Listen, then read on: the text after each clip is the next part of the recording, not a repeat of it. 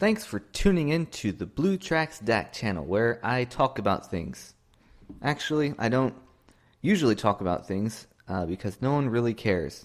But this is a video kind of giving you guys what my plans are for the channel in 2019 and projects and stuff like that. So if you haven't been around lately, you might have noticed, that I dropped the first part of Lady in the Beginning. That happened, frankly, sooner than I thought it would. But yeah, it's here. Lady in the Beginning is in the works. Or it's almost done, actually. I've been working on this project for 2 years, and I've come so close many times to pulling the plug, but everything finally came together at the last minute, like the night that I decided to just go ahead and premiere the first part of Lady in the Beginning. I got my last 2 voice actors locked in. So Trainboy 12 is actually going to be joining the cast as young Burnett Stone. So I'm very happy to announce that. It's been really cool. I've been a subscriber of him for the last 5 years or so. And it's funny just kind of watching him mature, really kind of grow up on YouTube a little bit. So very excited to have him on the cast. I like his series. He's doing a great job. Great stuff over there. And Annie C has also joined as Lady. Some of you might know her as Annie Sings or something like that. But yeah, so she's joined the cast too as the star character. So that's super exciting. It's great to have her on the team.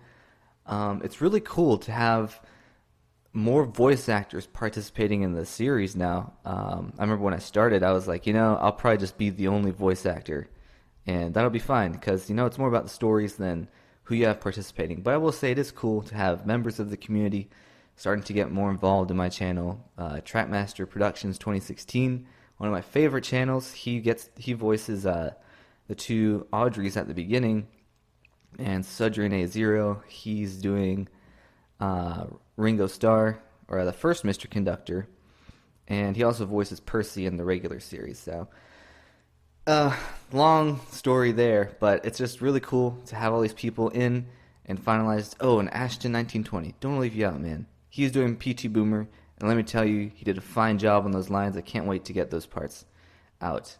But yeah, again, it's just really exciting. I'm glad this is finally coming together. It's my first feature-length production. I'm expecting it to run about 40 minutes when all is said and done, but we'll see. We'll see how editing goes. But yeah, so that's the main thing that's happening right now. So over the next 2 or 3 months, I'll be working on getting that released. I'm working on part 2 now. Just got to get the lines in, but most of it's filmed. I filmed the majority of it. I just have to get a few off scenes because the way I film, I build sets. And I just film all the parts of a story that happen in that area. And then I build another set. I do it like that. So we're almost done there. But it should be done. Should be completely released hopefully by, I'm going to say May. Probably sooner, but I want to give myself a nice long buffer as usual. So after that, or simultaneously, I am also working on Volume 3 of the BlueTraX series, and what you can expect there. I like to give an aerial view of the show. So what's happening is Stanley's going to be formally introduced in episode 1 of Volume 3. He was teased at the end, the epilogue of the last volume. So you get a closer look. There's going to be some great discovery flashbacks and some background as far as how he ends up joining the Northwestern, because to me it seemed like he was leased to Sodor in the Great Discovery, but then he just stays for an unexplained reason. So that's what that story is about. And then the rest of the volume is introducing newer characters from the season 12 era. So Hank, who's going to be a big player, he'll be coming in, and then Flora, Colin will appear. I don't know what to do with them, but they will be appearing. Got 4 narrow gauge films planned. So I'm finally going to flesh them out a little bit. That's going to be fun because I like the narrow gauge characters. So it's good to finally write for them, other than that short I wrote last year.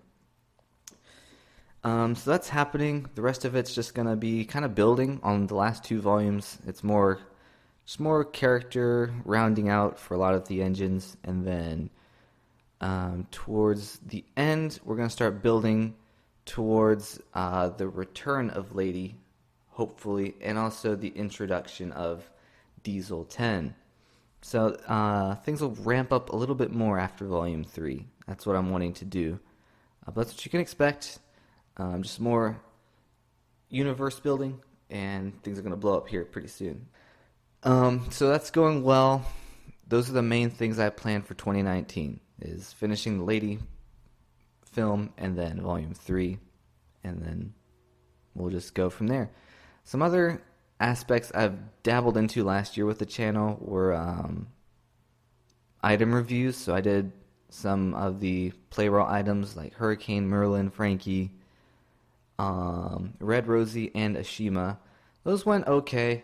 I might do some more of those. I had a couple requests, but I've been busy with the other projects, and I haven't found enough interest in the review sector at this time. But I might do some more. If there's a model I really like, I could see more review things happening. I've also had requests for layout videos.